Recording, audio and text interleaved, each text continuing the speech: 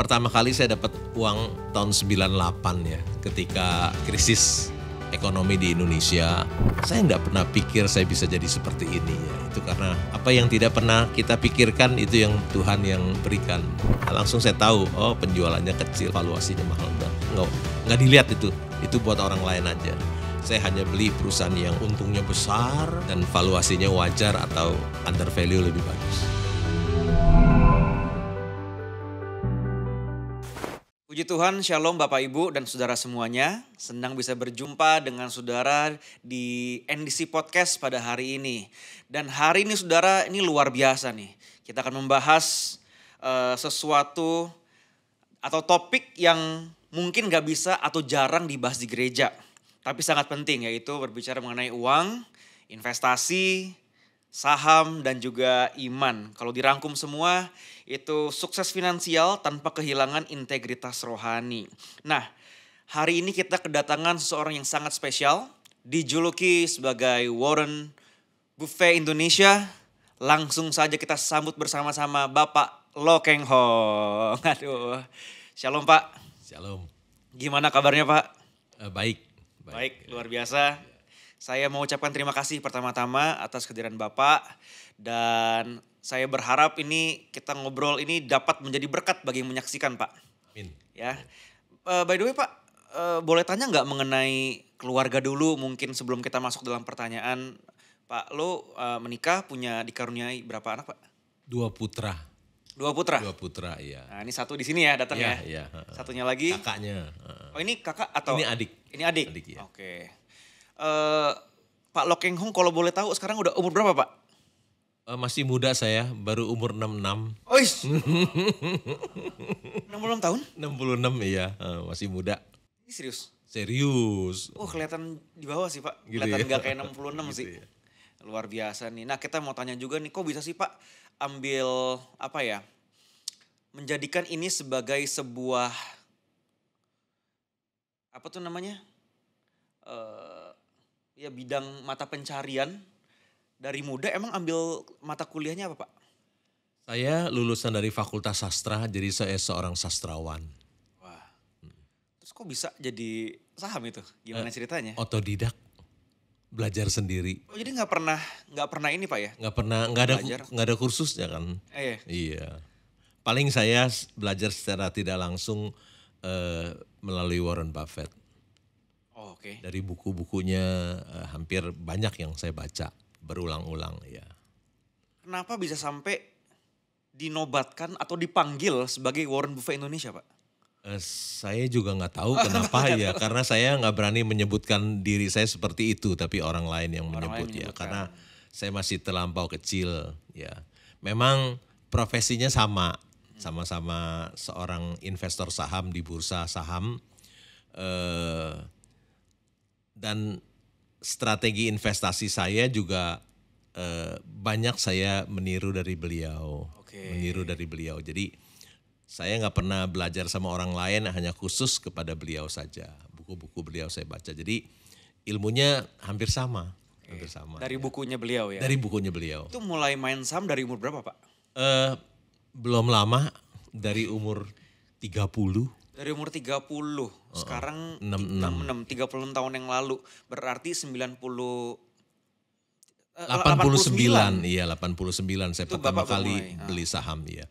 Itu ketika usia 30 itu terlambat sebetulnya.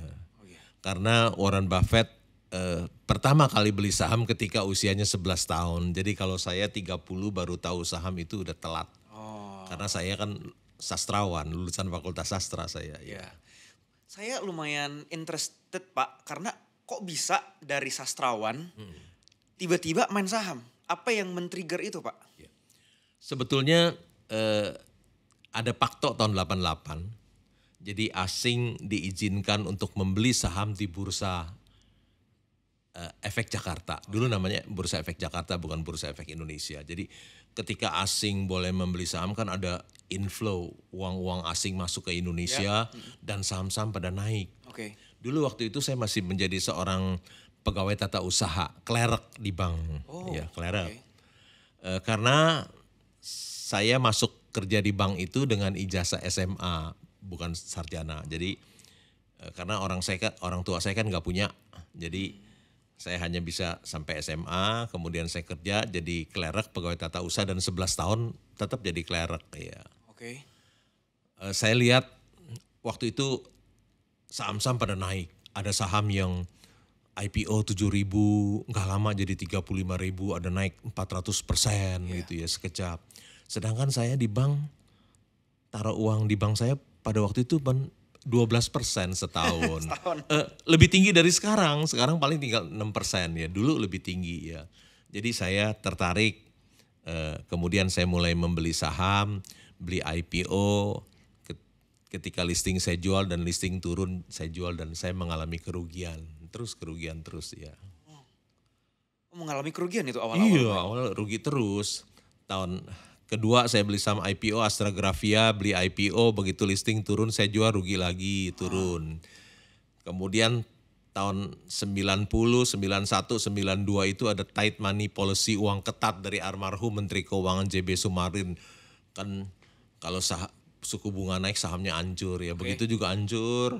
Portofolio saya rugi terus ya. Kok di tengah kerugian masih berani main saham, Pak? Ya. Tetap bertahan ya. Kan manusia itu jarang mau rugi. Jadi penasaran nih. Jadi dipegang aja berharap satu hari dia naik lagi. Ternyata benar. Waktu tahun 93 itu uang ketat diturunkan suku bunga dan saham naik kencang dan saya terbalik untung, berbalik untung begitu. Saham pertama Bapak yang luar biasa sampai berkali-kali lipat profitnya itu apa, Pak? Mungkin pertama kali saya dapat uang tahun 98 ya, ketika krisis ekonomi di Indonesia, itu saham United Tractor turun ke Rp250. Sedangkan laba usaha per sahamnya 7.600. Jadi kita beli saham itu hanya beberapa hari break even. Beberapa hari saja itu? Iya kan, laba usaha per sahamnya 7.600 setahun. Yeah. Kalau harganya 250 kan beberapa hari aja break even. Jadi saya dorong semua uang saya seluruhnya ada di situ. Jadi saya melupakan diversifikasi, saya put everything in one basket. Jadi kalau pakar-pakar keuangan kan mengajarkan diversifikasi, sekolah-sekolah bisnis di dunia mengajarkan diversifikasi agar don't put all eggs in one basket ya. Tapi ketika saya mendapatkan saham United Tractor di tahun 98 itu, laba usaha per sahamnya 7.600 dan harga sahamnya 250, artinya beberapa hari udah break even. Jadi uang saya yang ada semuanya saya dorong semua di situ. Saya menunggu 6 tahun, 2004 saham itu jadi 15.000. Wow. Iya. Dari 250. Tapi 15.000 sebetulnya masih murah kan, baru laba usaha per saham kan masih 7.600 kan hanya 2 tahun ya kan. Jadi saya juga melakukan kesalahan waktu itu karena saya pikir waduh, uang di tangan saya udah besar sekali ya. Kalau saya nggak take profit, jual, nanti kalau turun lagi kan jadi asap tuh keuntungan itu. Tapi waktu itu saya melakukan kesalahan, saya jual, saya take profit karena ilmunya belum tinggi di tahun 2004. Jadi saya jual, habis saya jual saham itu tetap naik terus sampai ke 625.000 kira-kira. Karena kalau sekarang yang 20.000 lebih itu kan udah di split 11,4 kali ada right issue dan lain-lain. Ya. Bapak dari 250 itu average up gak? Atau enggak? Enggak, saya dorong semua duitnya langsung udah habis. Udah habis di situ? Habis, iya. 6 tahun dari mana, Pak? Kalau saya buat makan, kan saya udah gak kerja, udah full time. Jadi saya tinggal jual, kebetulan saya hidup hemat dan sederhana. Jadi saya cukup jual saham saya 20 juta aja buat makan. Ini tinggal jual satu saham udah bisa hidup 1-2 bulan ini. Jual saham 20 juta ya buat saya hidup makan. Jadi kan saya kan hidupnya nggak head on, nggak konsumtif. Bapak bilang tadi Bapak dari keluarga yang nggak punya. Ya? Iya, kan untuk melanjutkan kuliah aja saya nggak bisa. Wah, ini luar biasa sih, Pak. Jadi ini dream sebenarnya dari keluarga yang backgroundnya nggak punya, tapi sekarang ini luar biasa. Mulanya awalnya modalnya berapa, Pak? Modalnya ya gaji UMR itu dari bank. Saya kerja di bank itu jadi pegawai tata usaha. Tahun 1979 saya masuk, gajinya 50.000 sebulan. 1 bulan? 1 bulan. Oke. Karena nggak naik-naik pangkat terus, ketika 11 tahun saya kerja, gaji saya baru 350.000 sebulan. Jadi saya hidup hemat dan sederhana. Masih ada uang sisa sedikit lah yang bisa saya belikan untuk saham. Ya. Wah, jadi uangnya ditabung untuk beli saham Pak ya? Ya, untuk beli saham. Ya. Dari from nothing ya, dari uang sedikit sekarang, mohon maaf nih Pak, udah sampai triliunan kali Pak ya, Ya, sekarang sudah beberapa triliun. Waduh, asik. Itu karena berkat Tuhan yang besar dalam hidup saya, Puji Cece. Tuhan. Ya. Itu karena berkat Tuhan yang ajaib dalam hidup saya. Dan saya nggak pernah pikir saya bisa jadi seperti ini ya. Itu karena apa yang tidak pernah kita pikirkan itu yang Tuhan yang berikan buat saya, Cece. Ya. Happy nih. Bapak by the way itu sering ibadah di NDC ya? Sering, ya sering. Sering ya. lihat di NCH yang jam 1. Sore jam berapa? jam 3 5.30. Oh jam 5, ya. Oke. Wah thank you, luar biasa ini. Nah Pak, kita Sama mau istri, diskusi. anak-anak saya juga. Oh ya. berempat? Berempat selalu. Selalu? Iya. Kemarin kalau nggak salah ada itu ya, masuk TikTok influencer foto di samping Bapak ibadahnya, bener ya? Saya nggak tahu dia influencer. Oh influencer Pak, Bapak baru tahu abis saya ini nggak ya? tahu, dikasih tahu anak saya tuh. Iya. Saya nggak tahu kan? dia duduk di sebelah saya. Iya, dan Surabaya tuh lagi mampir ke Jakarta. Oh dia dari Surabaya. Dia orangnya orang Surabaya. Iya. Nah kaget juga, ada Pak Lokeng sama orang ini gitu Dia kan. selfie gitu. Dia selfie. Tuh rame juga tuh. Oh gitu, saya malah nggak tahu dia influencer ya. Pak kita mau masuk ke diskusi kita. Ya. Mungkin mau bahas mengenai yang rohani-rohani sedikit nih. Ya, Pak menurut Bapak kalau main saham itu termasuk dalam dosa judi atau tidak? Sebetul beli saham itu kan investasi ya, investasi. Sama seperti kita membeli emas, harga emas naik. Kan nggak masuk kategori judi ya. Seperti orang beli properti juga kan lama-lama naik, orang untung, kan nggak masuk kategori judi ya. Sebetulnya saham juga bukan judi karena kalau judi kan sudah ditutup, nggak boleh di negara kita kan ada judi ya. Itu membeli saham perusahaan itu adalah investasi, investasi. Kan kita bisa investasi di emas, bisa taruh beli di properti, tapi bagi saya lebih suka membeli saham-saham wonderful company, wonderful company yang labanya besar, setiap tahun dia bertumbuh, labanya tambah besar, dan karena labanya tambah besar, harga sahamnya terus dia naik terus, bagi dividen juga, bagi dividen.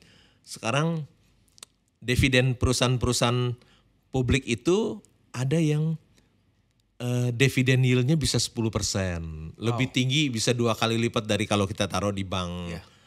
Di bank yang sekitar paling 5% gitu, kita bisa dapat 10%. Jadi selain dapat dividennya bisa 10%, dividen yield, ada capital gain-nya lagi. Jadi bagi saya tidak membeli emas, tidak membeli properti, tapi bagi saya saham is the best choice. Saham adalah pilihan yang terbaik bagi saya. Tapi mungkin 99% masyarakat kita belum mempercayai perkataan saya. Mereka masih kalau punya uang masih taruh di bank dan dibelikan properti. Begitu. Jadi saudara nggak judi ya, apalagi kalau kita udah mempelajari. Bapak juga baca laporan keuangannya ya? Harus, ya kan? Wajib itu. Jadi nggak asal comot itu, saya mau beli saham itu. Nah kalau itu baru judi kayaknya deh. Tapi kan kalau Pak Lo Keng Hong ini kan baca laporan keuangannya, price earning ratio-nya, book value-nya, bener ya Pak ya? Bukan laporan keuangan aja, baca annual report. Jadi ketika saya membeli saham, saya lihat siapa sih pengendali, pemegang saham mayoritasnya, direksi dan komisarisnya, apakah mereka orang baik dan orang jujur. Ya, tentu saja kalau mereka bukan orang jujur yang suka mengambil uang perusahaan untuk memperkaya dirinya, tentu saya tidak mau beli. Ya. Yang kedua juga saya lihat bidang usahanya. Ada bidang usaha yang bagus, ada bidang usaha yang jelek ya. Bidang usaha yang jelek tentu saja perusahaan-perusahaan yang bersaing dengan produk-produk dari China. Itu usahanya nggak bisa cuan. Cuannya kecil, tapi bidang usaha yang bagus adalah yang produk-produknya dibeli oleh China dan India. Misalnya batu bara, kelapa sawit gitu ya. Ketiga, yang cuannya besar, yang labanya besar. Ya. Kita senang kalau memiliki perusahaan yang labanya besar. Udah besar, terus perusahaannya juga setiap tahun bertumbuh tambah besar. Dari labanya 1 triliun, jadi 1,5, jadi 2, jadi 3, 4, 5 dan seterusnya gitu growing. Dan berikutnya saya juga beli yang perusahaan yang wonderful company yang harganya wajar atau lebih bagus, under value lebih murah lebih bagus. Jadi ada perusahaan bagus yang mahal saya nggak mau beli, tapi kalau ada perusahaan bagus yang wajar atau lagi murah saya akan membelinya. Yang terakhir harus ada, biasanya saya memilih ada dividen yield-nya berapa sih saya lihat. Tapi nggak harus juga, kalau ada perusahaan yang begitu bagus dan murah, nggak bagi dividen juga saya masih tetap membeli ya. Aku nggak akan nanya stock pick sih Pak. Cuman mungkin energi lagi oke ya. Energi saham bidang di energi lagi oke ya. Kayak batu bara, kayak coal. Batu bara justru sekarang lagi terpuruk karena kan harganya lagi rendah di bawah. Ya. Tapi harusnya ketika harga rendah kita membelinya ketika harga rendah. Ya menjualnya ketika dia punya komoditas harganya lagi tertinggi ya. Saya mau nanya Pak, ada banyak anak muda itu takut investasi. Ya. Jadi sebenarnya kan dari muda mesti udah mempelajari ya. Kayak anak-anak saya megang departemen youth. Itu masih minim literasi mengenai saham ya. Apa yang Bapak ingin atau mau katakan kepada mereka, kepada anak-anak muda yang takut investasi karena takut rugi, takut salah, atau bahkan ada yang mengecap ini orang tuanya ini masih dosa nih. Apa yang ingin Bapak mau sampaikan kepada anak-anak muda ini?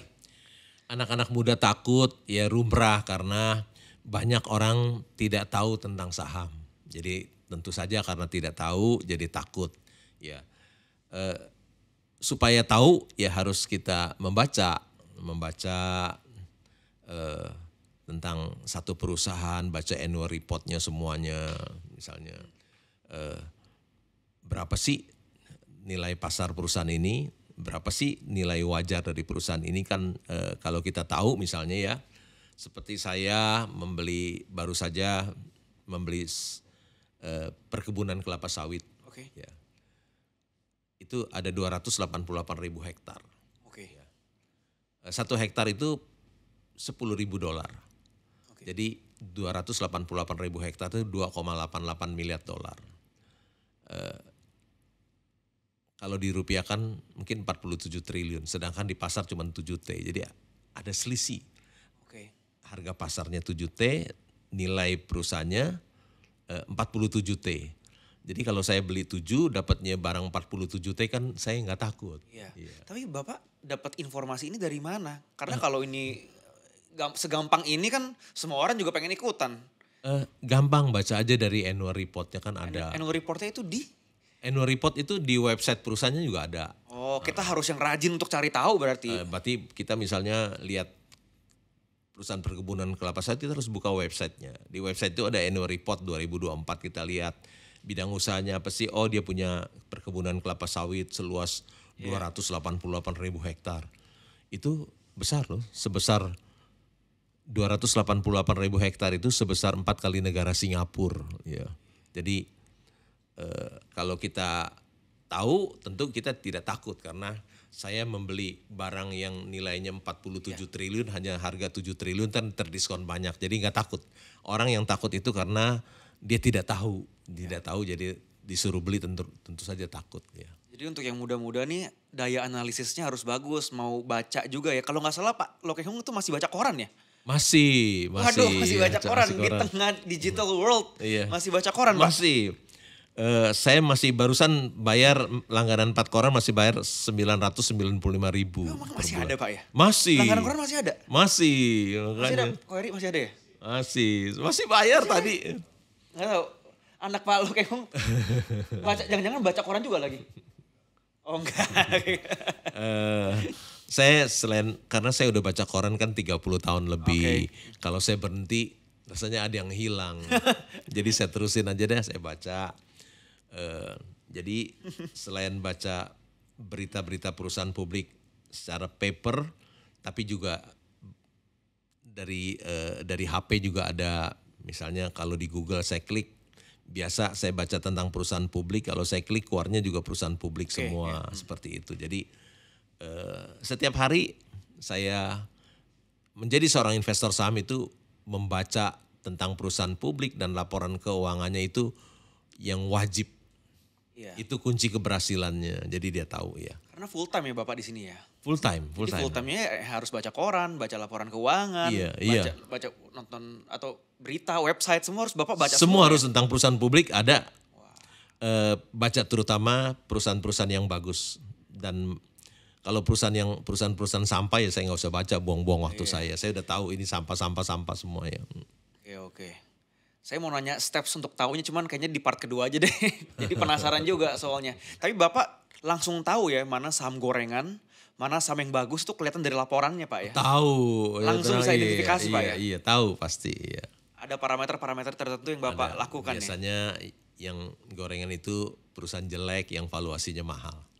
Perusahaan jelek, valuasi mahal. Terbaca dalam data juga. Lihat begitu saya buka langsung saya tahu, oh penjualannya kecil, labanya kecil, valuasinya mahal. Udah nggak dilihat itu buat orang lain aja.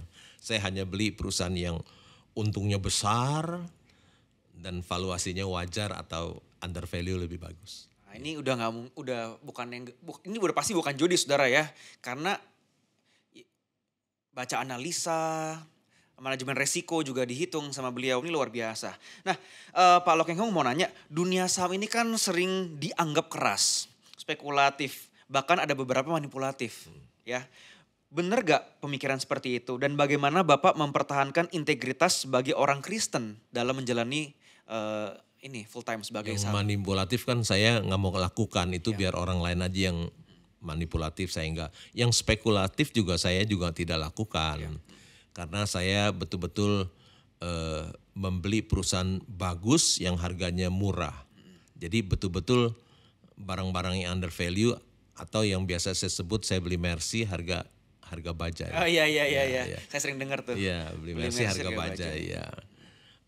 Tentu saja kalau saya beli Mercy harga bajai bukan spekulatif, malah itu sebetulnya low risk high gain. Low risk high gain. Kan seluruh dunia mengatakan saham itu high risk high gain. Tapi sebetul orang yang tahu, orang yang ahli, seorang pakar, dia bisa mencari perusahaan yang low risk high gain. Tetapi orang yang awam, orang baru, dia bisa membeli saham yang bukan high risk high gain, tapi high risk low gain. Begitu. Jadi sebetul resiko itu datang dari ketidaktahuan kita. Ya. Ada nggak prinsip-prinsip Alkitab yang Bapak terapkan di dalam Bapak menjalani main job ini sebagai stock trader? Saya ingat ada satu strategi namanya strategi Yusuf. Yusuf itu ketika berkelimpahan dia simpan di lumbung-lumbung dia karena dia tahu di depan ada 7 tahun. Sehingga dia siapin ketika 7 tahun itu lumbung-lumbung ini buat persediaan untuk makan ya. Jadi begitu juga di bursa ketika market bullish kita take profit jual, kita punya uang banyak ya kita simpan juga seperti Yusuf gitu. Karena biasanya habis bullish dia datang bearish. Saham itu akan turun. Nah, turun kita punya uang banyak untuk memborong saham-saham murah itu. Itu strategi yang biasa saya pakai. Strategi Yusuf ya di Alkitab ada. Oh jadi Pak Lo Keng Hong ini punya strategi kalau misalkan harganya lagi tinggi-tingginya malah jangan beli ya, tahan terus aja ya. Jual. Take profit, jual. Saham yang paling lama yang pernah Bapak pegang itu berapa lama? Sampai sekarang ada tapi itu ya karena kesalahan ya. Ada saham namanya saham Penin ya. Saya beli mungkin 21 tahun yang lalu. Wah, Sampai sekarang masih ada? Masih ada. Wow. Di 250. Saya nggak bisa jual, sekarang 900-an. Oke. Pernah sempat 2000, saya nggak jual karena apa? Karena nilai buku per saham 5.000. Oke. Jadi saya nggak bisa jual tuh, masih under value. Masih under value Jadi, banget ya? Tapi dia nggak bisa ke harga wajarnya. Tapi saya bersyukur, mungkin karena saya pegang saham ini lama, saya ngerti soal Penin. Dan saya pernah jadi pemegang saham Penin terbesar nomor 2 dari holding company-nya Penin. Ya. Lihat di annual report 2021 ada nama saya nomor 2 di situ, pemegang saham. Ya. Banyak dihina-hina orang, itu value trap, you pegang saham Penin gak bisa naik, ternyata tiba-tiba ada isu mau diakuisisi oleh MUFG dari Jepang, dia naik. Dan saya keluar, semuanya bisa mendapatkan keuntungan yang sebetulnya sulit sekali dari grup Penin memperoleh keuntungan. Wah, luar biasa. Menurut Bapak, bagaimana kekayaan bisa menjadi sarana untuk memberkati orang lain dan memuliakan Tuhan? Ini lumayan rohani sedikit lah ya. Ya, gimana Pak menurut Bapak? Kan kekayaan itu kalau kita bantu orang susah, kita bantu, tentu artinya hidup kita udah jadi berkat buat dia kan. Kalau kita bantu dia, tentu dia senang, tentu secara tidak langsung dia akan memuliakan Tuhan. Ya. Bapak juga banyak bantu-bantu orang berarti ya? Banyak sih enggak, cuman kalau ada orang yang membutuhkan ya saya bantu. Ya, Oke. Ada pertanyaan ada titipan pertanyaan. Bilang gini, Pak Loh Keng Hong kan punya uang triliunan. Beli apa aja bisa. Mau beli hotel cash bisa. Ini apalagi semua liquid lagi nih. Ya kan jual langsung liquid semua very nih. liquid ya. Very liquid kan. Nah, pada mau nanya, Bapak tuh spend money-nya buat apa sih? Hobinya tuh apa sih katanya? Beruntung saya nggak punya hobi, jadi tidak punya keinginan, jadi hidup saya happy terus karena nggak ada keinginan ya. Dan saya kan dulu 11 tahun jadi pegawai tata usaha, gaji kecil, hidup hemat dan sederhana. Mungkin itu keterusan bagi saya, keterusan ya, keterusan. Tapi saya bukan berarti saya tidak happy loh. Saya salah satu orang yang berbahagia ya. Karena saya kerjaan nggak ada, utang nggak ada. Oh ya, utang nggak ada. Duit banyak, happy. Saya sebetulnya mau apa aja bisa gitu. Iya, Jadi selain itu ya Tuhan juga senantiasa memberikan sukacita, penghiburan kepada saya. Jadi saya termasuk orang yang setiap hari happy. Nah, tapi spend-nya buat apa Pak? Ya saya nggak spend aja juga apa, happy. Nggak spend juga happy ya? Spend juga happy. Malah happy-nya beli saham kalau lebih happy. Bisa double hari ini. Karena kan bukan spend yang membuat kita happy. Kan yang membuat kita happy itu adalah hati yang bersyukur dari dalam, yang bukan dari luar ke dalam tapi yang dari dalam keluar ya. Jadi seseorang yang happy itu karena bukan dia memiliki rumah yang besar, mobil yang mewah, tapi seseorang yang happy itu adalah kalau dia punya hati yang bersyukur, hidupnya happy. Wah, luar biasa. Jadi Pak Loh Keng Hong ini walaupun uangnya kita tahu Pak ya, itu banyak banget, tapi hidupnya masih sederhana dan masih happy, syukur. Hobinya nggak ada hobi Pak ya? Hobinya beli saham lagi jangan-jangan. Hobinya tuh beli saham murah, jual mahal. Nah, itu hobi luar biasa itu. Hobinya memuji Tuhan. Wih, ini setiap minggu di NDC. Iya, jadi suka nyanyi ya. Tapi pernah nggak Pak dalam satu waktu sepanjang Bapak ini menjadi stock trader, pernah nggak Bapak merasa uang itu mulai menguasai hati? Mulai greedy nih? Dikoreksi, saya bukan stock trader. Oke. Saya equity investor. Equity investor? Iya, jadi saya seorang investor bukan seorang trader. Trader itu kalau harian soalnya harian. ya? Saya nggak beli harian, saya beli dan simpan, buy and hold. Ya. Katanya beli terus tidur. Tidur ya. Beli tidur, nonton lagi, udah 100 miliar. Wah, iya, naik Saya pernah tahu tuh ceritanya tuh. Iya, beli dan tidur ya. Saya bukan trader karena saya beli wonderful company biar dia growing ya. Growing rich with the growing company ya. Iya. pernah nggak Pak uang tuh menguasai hati Bapak selama Bapak menjadi investor? Kayaknya enggak lu. Nggak pernah ya? Iya. Kan saya kan dapat uangnya nggak ngoyo, nggak menguasai hati saya kan. Saya beli kan tidur cukup diberkati waktu tidur. Iya. Aduh, mau jawab apa nih sekarang Pastor? Beli, tidur, jadi miliarder. Aduh, luar Kan biasa. ada firman Tuhan bilang gitu kan, diberkati waktu tidur kan. Oh ya ada ya? Ada Jeff bener ya? Iya. Sia-sialah kamu bangun pagi-pagi bekerja sampai larut malam, makan dengan susah payah. Karena Tuhan memberikan kepada yang dicintainya pada waktu tidur. Tapi asal udah kerja dulu, udah invest analisis, Udah dulu punya dilakukan. wonderful company. Punya wonderful company dulu, baru boleh tidur. Iya. Kalau tidur belum ngapa-ngapain, mana boleh Pak ya? Kalau belum punya saham wonderful company, makin tidur makin miskin. Betul. Iya. Pak, apa prinsip utama Bapak agar tetap rendah hati meski berhasil secara finansial? Iya. Kan kalau kita jadi orang sombong kan Tuhan melawan orang yang sombong, membenci orang yang sombong. Juga teman-teman kita juga benci sama kita kalau kita sombong. Tetapi Tuhan itu memberikan anugerahnya kepada orang yang rendah hati. Ya. Kalau kita sombong, Allah melawan orang yang sombong, tetapi memberikan anugerah kepada orang yang rendah hati. Jadi kita harus jadi orang yang rendah hati supaya anugerah itu diberikan kepada kita. Dan kalau kita rendah hati juga di banyak teman. Iya, Kalau kita sombong siapa yang mau berteman sama kita? Ya. Iya, luar biasa. Sombongan adalah awal dari kehancuran. Iya. Jadi nggak boleh sombong. Iya, iya. Jadi Pak Lokehong ini kalau orang lewat ya mungkin nggak nyangka ya.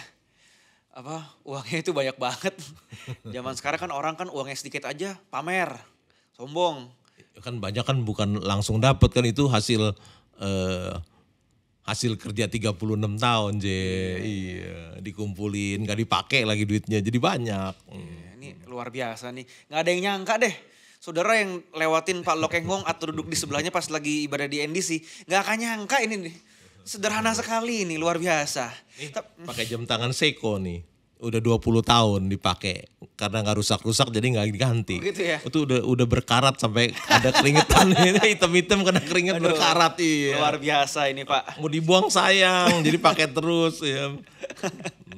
Ini sederhana sekali, luar biasa Pak. Kita sangat terinspirasi oleh Bapak.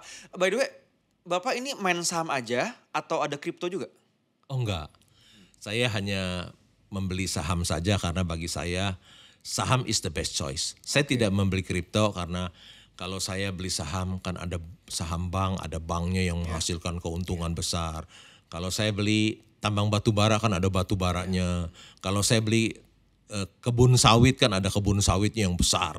Sedangkan kalau saya beli kripto kan nggak ada underlyingnya. Ada underlyingnya. Okay. Kalau nggak ada underlyingnya kan serem, bisa jadi jatuh ke nol nanti. Iya Oh kan? nggak ada underlyingnya ya kripto ya? Underlyingnya apa? Kalau saya beli tambang batu bara kan ada batu baranya. Terus kripto juga tidak produktif. Karena kalau saya beli perusahaan publik kan menghasilkan produk dan jasa bagi hidup kita. Ya. Pagi-pagi kita bangun tidur, kita pasti ke toilet. Begitu kita lihat mereknya Toto, oh itu produk dari perusahaan publik. Ya. Setelah kita ke toilet kita minum. Mungkin kita minum Le Mineral, Mayora itu juga produk dari perusahaan publik ya. Terus sampai kita tidur malam. Rumahnya di mana? Oh, di apartemen Central Park. Itu juga perusahaan publik juga. Jadi dari pagi sampai malam kita pakai produk dan jasa dari perusahaan publik.